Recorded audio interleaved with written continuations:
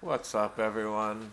Back with the final installment of our free runner meta defense. Thank you for taking this journey with me. If you were waiting for this video and expecting it out yesterday, I apologize. If you've been following, you know I've been having some stupid computer issues the last few days.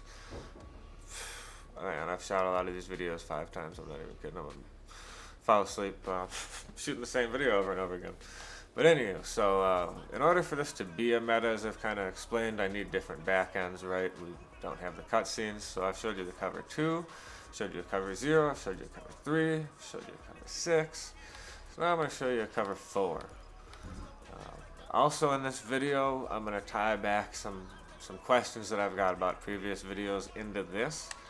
So you'll note I put the offense in a spread set. The reason I did that is because here's our heat defender, and that pulls him out, right? So our heat defender is not going to start right here to where I can just press and he goes bloop. You know what I mean? So in a situation like this, if you like to baseline, you can baseline. If you like to press, you can press. If you don't want to, you don't have to. What you have to do is identify the heat defender, which is brown for me, blitz him, get him into position, and contain. And just check your play art, right? As we know, we want this little short in rush accompanied by the contain. That's all we're looking for. If you still want to run a cover 4, you curl flat him, and you can whatever. You can hard flat him, you can cloud flat him, whatever. You have a legit cover 4 shell. Again, we're rushing 1, 2, 3, 4. They're blocking 5. Bam, free runner. Now, I want to kind of side note something. This is maybe like a nitro boost, so this is how I would run it. I would press, blitz, and bring him into a contain.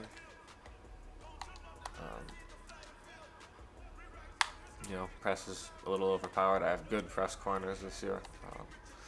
Again, each game is different. You need to know who the personnel you're going against is, all that. That's why I don't like to talk about shows. You told me to press and I got burned for a touchdown. Your defense doesn't work.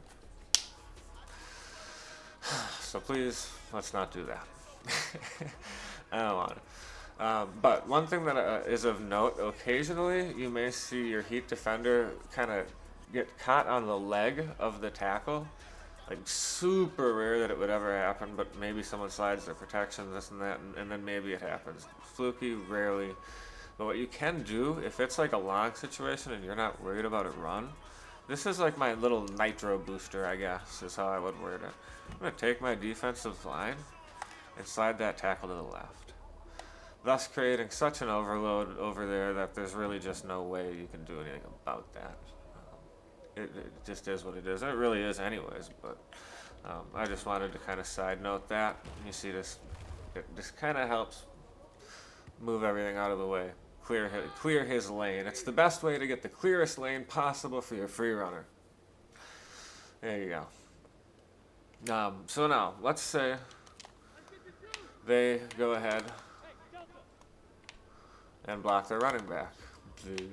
This controller sucks, that's why it's my second controller. It drives me up a wall. So, again, I prefer to press, because I know the heat's coming. Y. So now we've got our Y defender. Now I'm going to just blitz all linebackers. Do what we always do, get him into position and contain. So, you'll say, well, Nick, you're blitzing all linebackers. Now you're sacrificing the shell. Well, not really.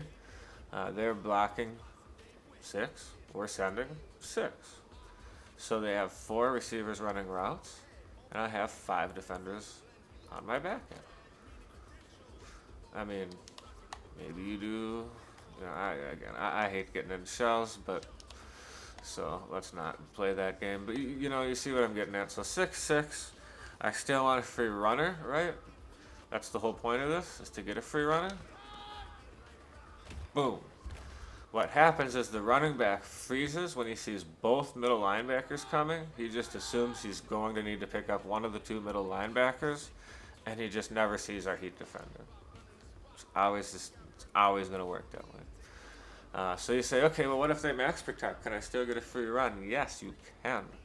Obviously, with this formation, they cannot max protect, but I can still show you how you would respond all the same. we add a second heat defender. Now on this side of the ball, since this is not your heat defender, you will not get that free runner animation. If you look at this, its angle, it's a little different than the one on the other side. The one on the other side is a slightly steeper angle and a slightly shorter animation. That's what makes the difference. It's that little difference in the play art that does this. But nonetheless, when they go max protection and you send 7, so now again we're 7-7, so let's just pretend that this Y receiver is not even there, right? Because they've only got 3 people out in their routes. So, you know, I don't know what you want to do with your shell. Again, none of my business. But if you just want to put people on man or whatever, you know what I mean? So either way, the point of this video is now we've got 7 versus 7 is what it would be. And you just take my word for it, it'll work exactly the same as all these other ones. But this is your setup for 7-on-7. Boom. So that's it. I hope I answered any outstanding questions that I had. If there are any other questions, please, please, please like, comment, subscribe. The comment part, that's where you can ask me these questions. I appreciate everything. Now we're going to get back to the meta offense. I released one play. I have some real heat that I've been labbing up. So I look forward to that. Them boys.